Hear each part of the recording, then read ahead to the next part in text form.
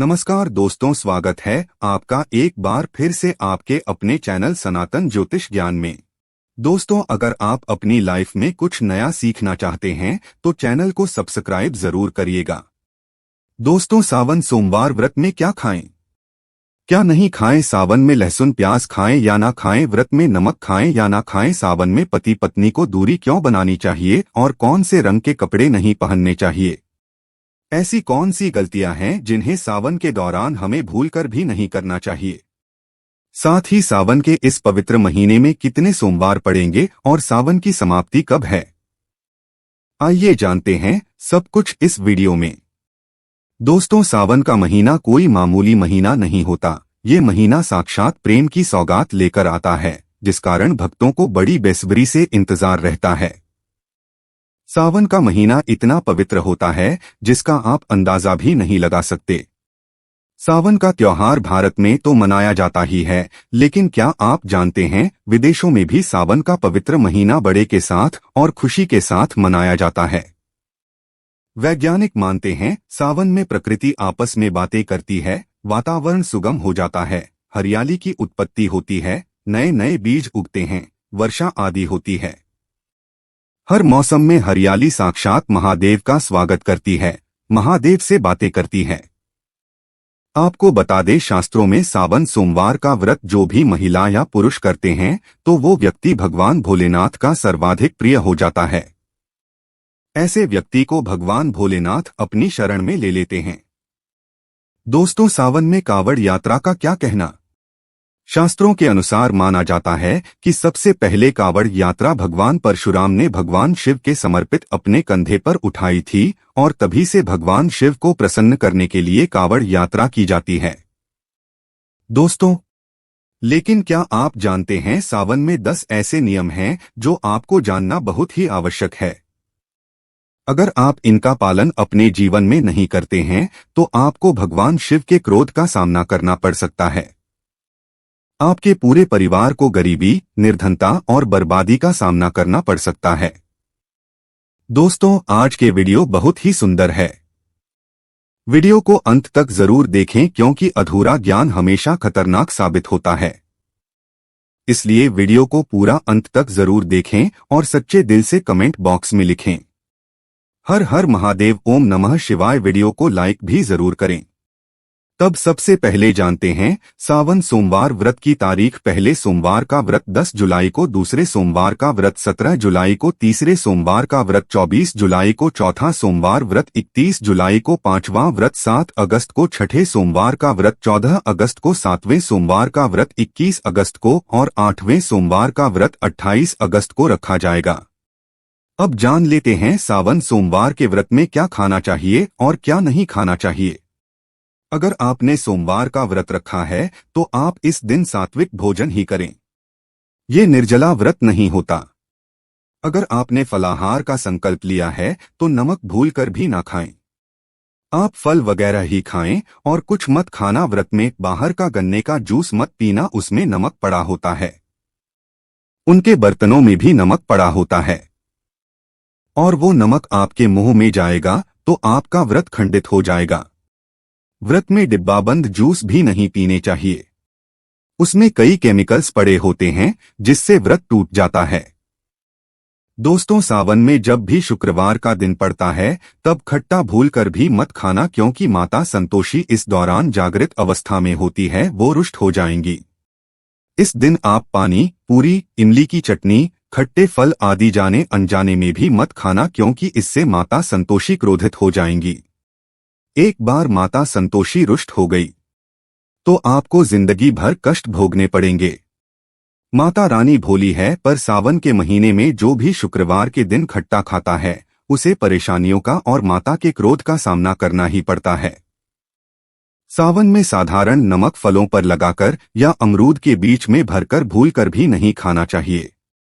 आप सेंधा नमक फलों पर लगाकर खा सकते हैं। सावन के व्रत में आप चाय पी सकते हैं, लेकिन बिना दूध की चाय ही पी ले। सावन के व्रत में दूध नहीं पीना चाहिए, इससे भगवान शिव क्रोधित हो जाते हैं। सावन में हल्दी मिलाकर दूध पीने से भयंकर श्राप लगता है। सावन में बच्चे दूध पी सकते हैं पर बड़ों को दूध नहीं पीना चाहिए। सावन का व्रत अगर आपने मीठा रखा है तो आप खीर परांठा या दही परांठा खा सकते हैं। आप चाहे तो सेंधा नमक से बने आलू के पकवान खा सकते हैं। आलू की सब्जी कुट्टू के आटे की रोटी के साथ खा सकते हैं, लेकिन आटा ध्यान से देख लें। पुराने आटे में कीड़े पड़ जाते हैं जिससे आपका व्रत खंडित हो सकता है। व्रतधारी को सावन सोमवार के व्रत में आटा, बेसन, मैदा, सत्तू और अनाज का सेवन नहीं करना चाहिए। इसके अलावा हर व्यक्ति को मांस, मदिरा, लहसुन, प्याज इत्यादि का सेवन भी नहीं करना चाहिए। व्रत रखने वाले व्यक्ति को धनिया पाउडर, मिर्ची पाउडर या सादे नमक का सेवन भूलकर भी नहीं करना चाहिए। सावन में चाहे आपका व्रत हो या ना हो, किसी भी व्यक्ति को कड़ी पकौड़ा नहीं खाना चाहिए और पत्तेदार सब्जियां जैसे पालक, मेथी, लाल भाजी, बथुआ, पत्ता गोभी जैसी सब्जियां या साग की सब्जियां भूलकर भी नहीं खानी चाहिए। ये जहर के समान मानी जाती है। इनमें कीड़े आ जाते हैं, सांप, बिच्छू वगैरह आ जाते हैं और जो भी व्यक्ति सावन में बैंगन की सब्जी खाता है उस व्यक्ति को घोर पाप लग जाता है। इसी कारण लोग द्वादशी और चतुर्दशी पर बैंगन नहीं खाते। पत्तेदार सब्जियां क्यों नहीं खाई जाती? इसके पीछे एक पौराणिक कथा है। दोस्तों, सावन के पवित्र महीने में कौन सी गलतियां नहीं करनी चाहिए? ये गलतियां पाप का भागीदार तो बनाती ही हैं, साथ ही साथ ऐसा व्यक्ति नरक में अटका रह जाता है। सावन में घर के सभी लोगों को सुबह जल्दी उठना चाहिए और जितना जल्दी हो सके कम से कम पहला सावन स्नान अवश्य करें। परिवार में सबको स्नान करना चाहिए। अगर कोई बीमार है तो उस पर गंगाजल की छींटे मार दे। सावन में किसी भी गरीब का अपमान ना करे, क्या पता उस गरीब के रूप में भगवान शिव आए हो, क्योंकि भगवान शिव सावन में अपने भक्तों की परीक्षा लेने आते हैं। सावन में देर तक सोने वाली महिला का पति बर्बाद हो जाता है और उसकी मृत्यु निकट भविष्य में जल्दी हो जाती है। इसलिए पति के उठने से पहले सावन में हर स्त्री को जल्दी उठ जाना चाहिए और भगवान शिव की पूजा करनी चाहिए। सोमवार व्रत आपको अवश्य करना चाहिए। ऐसा करने से धन लक्ष्मी का वास होता है। सावन में पति पत्नी को सहवास नहीं करना चाहिए। अगर आपने व्रत रखा है या आपकी पत्नी ने व्रत रखा है तो आप दूरी बनाकर रखें, क्योंकि ऐसा व्यक्ति इस दौरान भगवान शिव की शरण में होता है। सावन में घनघोर काले वस्त्र पहनकर शिव मंदिर में नहीं जाना चाहिए। चाहे तो आप अपने घर में काले वस्त्र पहन सकते हैं, लेकिन मंदिर में भूलकर भी जाना नहीं चाहिए और व्रत में भी काले वस्त्र नहीं पहनने चाहिए। वैसे तो सावन में लहसुन, प्याज नहीं खाना चाहिए, पर यदि आपका व्रत है तो उस दिन तो पूरे परिवार को लहसुन, प्याज से परहेज करना चाहिए। सावन के महीने में घर में गंदगी नहीं होनी चाहिए, इससे प्रकृति नाराज हो जाती है। सावन में आपके घर का जो मंदिर है उसमें माचिस के खाली पड़े डिब्बे या माचिस नहीं रखनी चाहिए। सावन में घर में किसी भी व्यक्ति को गाली नहीं देनी चाहिए, चुगली आदि नहीं करनी चाहिए। पत्नी को अपशब्द नहीं कहना चाहिए और ना ही पति को अपशब्द कहने चाहिए। इससे भगवान शिव आपको शराप दे देते हैं। सावन में जो भी व्यक्ति दूध में हल्दी डालकर पीता है उसके ऊपर महाकाल का क्रोध बरसता है। सावन में बाल नाखून नहीं काटने चाहिए, दाढ़ी वगैरह नहीं बनानी चाहिए, ये आपको पहले कर लेना चाहिए।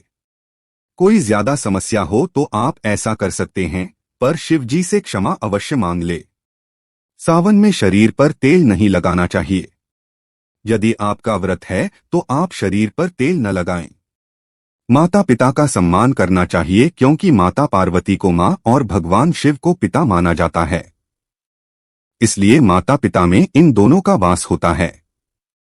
माता पिता का आदर करने से भगवान शिव और मां पार्वती प्रसन्न होते हैं। सावन में देवी देवता से जुड़ी कोई भी शुभ चीज उपहार के तौर पर कभी भी किसी को ना दे, नहीं तो भगवान शिव आपके घर से सदैव के लिए चले जाएंगे। अब जानते हैं सावन के इस पवित्र महीने में शिवलिंग पर कौन कौन सी चीजें नहीं चढ़ानी चाहिए जिससे कि आपको पाप ना लगे। शिव पुराण के अनुसार शिव भक्तों को कभी भी भगवान शिव को तुलसी, हल्दी और सिंदूर सहित ये 6 वस्तुएं नहीं चढ़ानी चाहिए। पौराणिक कथा के अनुसार केतकी के फूल ने ब्रह्मा जी के झूठ में साथ दिया था, जिससे नाराज होकर भगवान भोलेनाथ ने केतकी के फूल को श्राप दिया। इसलिए केतकी का फूल शिवलिंग पर चढ़ाया नहीं जाता। नारियल का पानी भी शिवलिंग पर कभी अर्पित नहीं करना चाहिए। शंख से जल भी भगवान भोलेनाथ को नहीं चढ़ाना चाहिए। शास्त्रों के अनुसार सुबह 5 बजे से लेकर सुबह 11 बजे तक शिवलिंग पर जल चढ़ाना बहुत ही शुभकारक और अत्यंत मंगलकारी माना जाता है। कभी भी शाम के समय शिवलिंग पर जल न चढ़ाएं। शास्त्रों के अनुसार शिवलिंग पर काली मिर्च चढ़ाने से रोगों का नाश होता है, साथ ही सुख समृद्धि की प्राप्ति होती है। घर में कभी भी अंगूठे के आकार से बड़ा शिवलिंग नहीं रखना चाहिए और शिवलिंग पर जलधारा अवश्य होनी चाहिए। भगवान भोलेनाथ को टूटे हुए अक्षत कभी अर्पित नहीं करने चाहिए, इससे वो क्रोधित हो जाएंगे। सावन के पवित्र महीने में कटे फटे बेलपत्र शिवलिंग पर अर्पित नहीं करने चाहिए। बेलपत्र की संख्या 3 होनी चाहिए। पत्ते पूरे सबूत होने चाहिए। आप 6 महीने पुराना बेलपत्र भी शिवलिंग पर अर्पित कर सकते हैं, लेकिन वो कटा फटा ना हो। 6 महीने तक बेलपत्र पवित्र और शुभ माना जाता है। सच्चे दिल से बेलपत्र शिवलिंग पर चढ़ाने से 21 मनोकामनाएं पूर्ण हो जाती है। भगवान शिव को दूध में पानी डालकर अर्पित नहीं करना चाहिए, इससे आपको फल भी उसी तरह का मिलेगा। भगवान शिव को एक बूंद भी आप अर्पित कर सकते हैं, पर दूध शुद्ध होना चाहिए और आपका मन भी शुद्ध होना चाहिए। शास्त्रों के अनुसार पीतल के कलश से शिवलिंग पर दूध चढ़ाना सबसे उत्तम बताया गया है। धार्मिक कर्मकांड में पीतल के बर्तनों का विशेष महत्व बताया गया है। विवाह अधिकारियों में इसीलिए पीतल के बर्तनों का प्रयोग किया जाता है। आपको बता दें, सोमवार को पीतल के कलश से शिवलिंग पर दूध से अभिषेक करना शुभ कारक बताया गया है। स्टील और प्लास्टिक से बने बर्तन का प्रयोग न करें। शिवलिंग पर जल चढ़ाते समय वो जल आपके पैरों के पास नहीं जाना चाहिए, इसे और शुभकारी माना जाता है। उसे लांघना भी नहीं चाहिए, उसे हम जलहारी कहते हैं। सावन में जल अपने घर का होना चाहिए। मंदिर से ही जल भरकर मंदिर में ही अर्पित नहीं करना चाहिए, इससे आपका भाग्य खराब हो सकता है। दोस्तों, हम सावन में ये चीज खा लेने से दुनिया की कोई भी ताकत आपको धनी होने से रोक नहीं पाएगी। अगर आपने सावन में ये चीज खा ली तो आपको करोड़पति होने से देर नहीं लगेगी, लेकिन सच्चे दिल से ही खाना है। दोस्तों, सावन में शिव भक्तों को शिवलिंग पर चढ़े हुए प्रसाद के रूप में थोड़ा सा धतूरा जरूर खाना चाहिए। यह आपको ज्यादा नहीं खाना है, बस अपनी जुबान पर हल्का सा टच करना है। ज्यादा खाएंगे तो आप बीमार पड़ जाएंगे, इसलिए बस टच कर ले। आप देखना, आपके अंदर सकारात्मकता का संचार हो जाएगा। आपको धनी होने से कोई नहीं रोक पाएगा। दूसरा है बेल का फल। बेल का फल प्रसाद के रूप में खाने से माता पार्वती के साथ साथ भगवान शिव की कृपा भी बरसेगी और समस्त 33 कोटि देवी देवता आपको धनवान बनेंगे। बस ये चीजें आपको खानी है, फिर आप खुद देखना, आपको धनी होने से दुनिया की कोई भी ताकत रोक नहीं पाएगी। परमात्मा ने फल, फूल, सब्जी, कई प्रकार के खाद्य पदार्थ प्राणी के लिए इस धरातल पर बनाए हैं। अगर उनके फायदे के बारे में हर एक व्यक्ति को जानकारी हो जाए तो इससे बड़ी आसानी के साथ वह उनका लाभ ले सकता है। सभी प्रकार के खाद्य पदार्थों में कई प्रकार के पौष्टिक तत्व मौजूद होते हैं जो शारीरिक रूप से बेहद फायदेमंद होते हैं। सभी प्रकार की शारीरिक कमजोरी को दूर करने के साथ ही शरीर को हष्ट-पुष्ट और बलवान बनाने के लिए यह फल, फूल और सब्जी बेहद ही प्रभावी माने जाते हैं।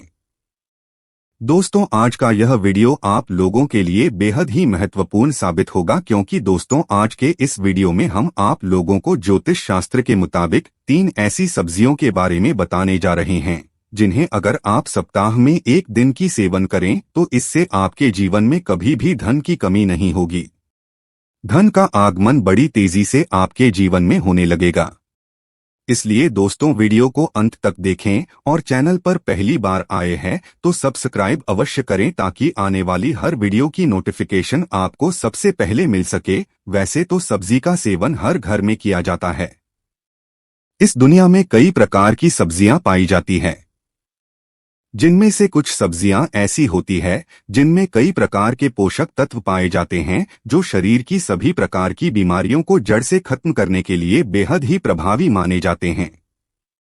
आमतौर पर देखा जाए तो ज्यादातर लोग टमाटर, आलू, प्याज, बैगन, कद्दू ऐसी सब्जियों का सेवन करना पसंद करते हैं। इसके अलावा भारत में ज्यादातर फूल गोभी, पत्ता गोभी और कई प्रकार की सब्जियां होती हैं।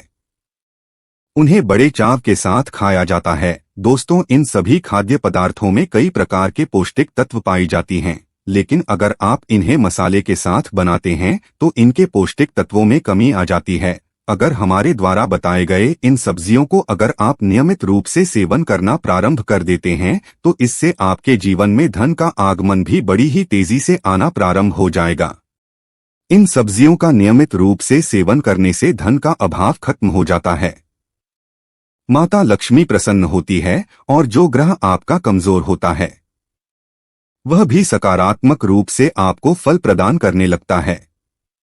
दोस्तों, जिन सब्जियों के बारे में हम बात कर रहे हैं उनमें पहली सब्जी शकरकंद की सब्जी है। जी हाँ मित्रों, शकरकंद एक बहुत ही अच्छी सब्जी मानी जाती है। आपको बता दें, अगर आप शकरकंद का सेवन नियमित रूप से करना प्रारंभ कर देते हैं तो निश्चित रूप से आपके जीवन में धन का आगमन होने लगेगा, माता लक्ष्मी की कृपा दृष्टि बरसेगी। ज्यादातर लोग शकरकंद का सेवन नहीं करते हैं, लेकिन आपको बता दे, ज्योतिष शास्त्र में इसे बेहद ही प्रभावी बताया गया है, जिसकी वजह से इसका प्रभाव भी बहुत ही सकारात्मक रूप से और बहुत जल्दी देखने को मिलता है।